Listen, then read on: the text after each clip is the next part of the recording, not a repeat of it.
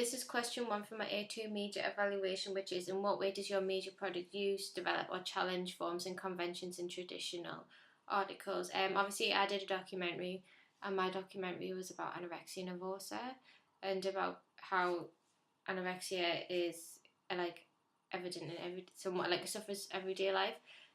My documentary needed to be similar to like mainstream documentaries that were already established, and this was just so if it was similar, then it would definitely target my intended audience. I wanted to challenge different conventions as well, because I wanted like a unique approach to my own video, and I just wanted it to be unique in the sense that my message about anorexia and how devastating anorexia is more easily conveyed to my target audience.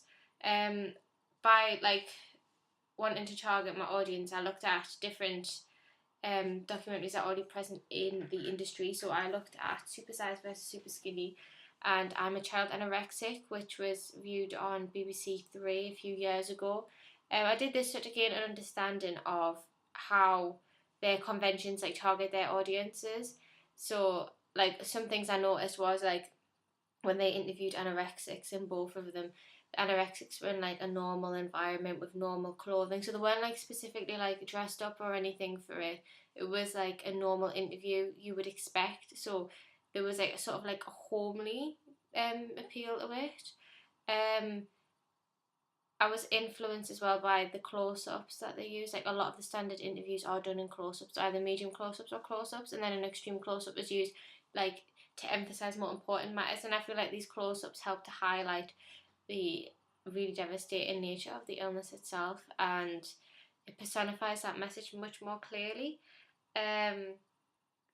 Most of them contain facts as well, like especially Super Size versus Super Skinny, which relied on a lot of facts about anorexia. So when they were talking about anorexia, they used like a lot of facts, like 1 in 10 sufferers. 1 in 10 people will suffer from anorexia, and then there was one that was saying 1 in 3 people never recover from anorexia. So I thought, oh, that's interesting. Like that would be interesting to put in my own documentary. And all the, like I said, the environments were realistic. Like there was a mixture of home environments, and that was more like in Super Size versus Super Skinny. And in the Child Anorexic, most of it was based in Rhodes Farm, which is a hospital clinic. So I thought, well, that gives me an idea of what I need to do. I haven't used a hospital in mind, but I challenged some of their conventions, but I did not use a hospital. I wanted to use a hospital, but I didn't. Like some of it was down to the fact that the girl I was going to interview got discharged, but another side of it was because I wanted to give the message that anorexia can be beaten. So I'd rather people be filmed in their own homes, because that way it gives the sense that there is like hope, and there's a chance that people will recover from the illness. Like rather given there's more hope seeing someone at home than seeing someone in hospital. Super Size vs Super Skinny also uses like a lot of dissolve transitions. Like I wanted to follow conventions by using dissolve, like normal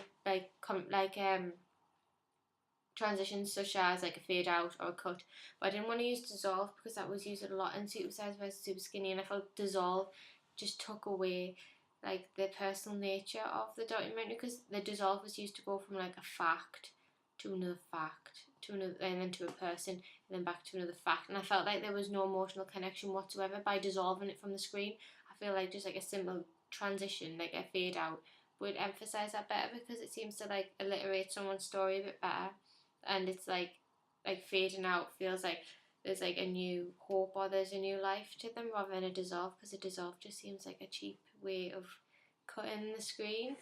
I used a lot of old archive footage, so I did follow like some of their conventions by using archive footage, and that was seen more in like the Child Anorexic documentary, because the archive footage helped to show what the anorexics were like when they were at their worst. So I thought, well, I can use my archive footage that I've got, and that would show the sufferers that I've interviewed at their worst and how the anorexia progressed. So I felt like I was following conventions doing that, and I sort of challenged their conventions by using black and white footage. Like I had normal colour footage, but I changed it to black and white, and that I felt like that was like personifying the anorexia side. So the black and white footage was used when the girl was walking around the house or preparing food, anything to do with food.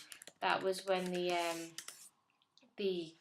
black and white footage was used, and I felt like that was better at showing that there was a problem, and that was emphasising the problem. So I challenged that convention. Instead of using like normal colour footage, I think the black and white footage was much more like appropriate for what I was doing, and just to highlight how serious the illness is. So I used the black and white footage for that, and so in conclusion, I would say like I did follow traditional conventions because I used facts. I used the close-up standard, close-up, extreme close-up type shots. I also used a realistic and like home environment as well. So I did follow the traditional conventions that are seen in mainstream documentaries that focus on anorexia, but I did challenge those conventions by mixing the interviews with the archive footage and not focusing on the interview for too long. So the interview would be on for 10 seconds, and then I would have other footage and go back the interview for 10 seconds, and then so forth. So like it wasn't just like a long standard interview like you see in a lot of these programs, because then it would be boring and then the audience is less likely to watch it. And I challenged these conventions, like the ones I've stated, because I wanted my own unique approach to anorexia.